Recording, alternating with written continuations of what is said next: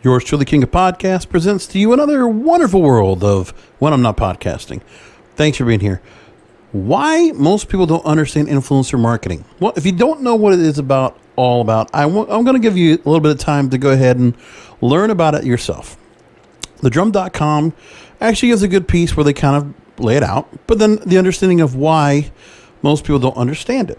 So here's what they say. One of the most important discussions marketers are still having is to have around the capabilities of influence marketing. To understand the difference between traditional and influencer marketing, consider the evolution of media as influencers have developed over the past 10 years. Influencers were an inevitable side effect of social media. So the people that would stand out above others, that would become celebrities, famous for their work in social media. That's what they're talking about. But their contribution to marketing is a young area still being explored by the majority of brands. Considering how they have come about will help us understand their core features and how these differentiate from traditional marketing routes. So here's an example. You could sit in a pub and tell your 5 closest friends about your views on the new car you just bought. You might even tell a few people and be influenced by your perspective themselves. They might even trust your recommendation more than all the other posters and television ads, as they know you. And they know you had a good judgment of other cars in the past, so why don't they trust you now? So small-scale word-of-mouth advertising. For brands, this is gold. But this is only achievable on a very small scale. But now we got social media. And now anybody can create a website, can create a profile, share their views, opinions, and experiences with the world. They can share their opinion of their latest car purchase on these platforms. And I look at what they're doing right now with influencing.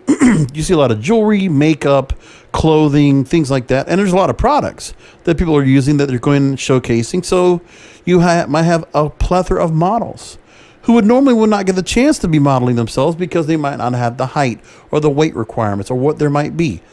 I mean, there are some that cater to influencing without putting any real advertising in front of them. Fashion Nova is a great example of that.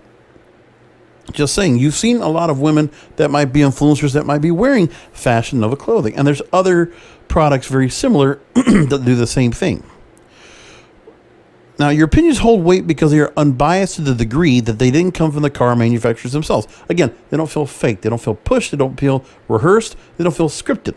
When you have somebody doing this, there might be some people that put out things that might feel a little bit different. But again, that's what people are going to do. When you're purchasing an influencer media space, you're not just buying a media space. You're paying someone for an honest review of your product or service. You're paying for their content creation skills and for access to their specific audience. You're able to customize according to much more specific niches and gain their audience's trust and respect through their proxy. Listen, you look at the way that the Jenners and the Kardashians are able to put themselves out there and promote like crazy.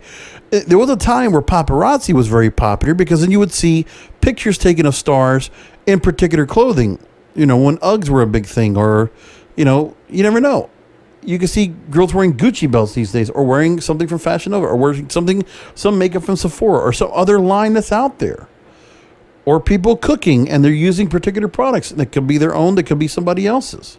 Things like that go on as well. Especially see that with TikTok. And then you see advertisements done in the form of how influencers do their plugging and promotion. You're starting to see it blends right in.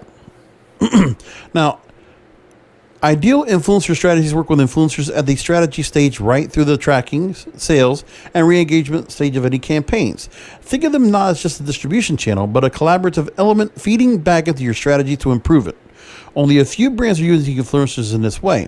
The majority of people approach it as a media space to use its distribution for your messaging. But as the industry matures and we understand more about the nuances of influencers, it's clear that this media channel sits apart from any other form of marketing. It's not just a media space, it's a holistic strategy that they can play so many more roles within your business. So that is the idea of advertising, of marketing, putting out products. For those of you that are on social media and putting out products, then you find ways. If you have something that appeals to somebody, then you're able to promote products. And they could be products that are being put out for whatever.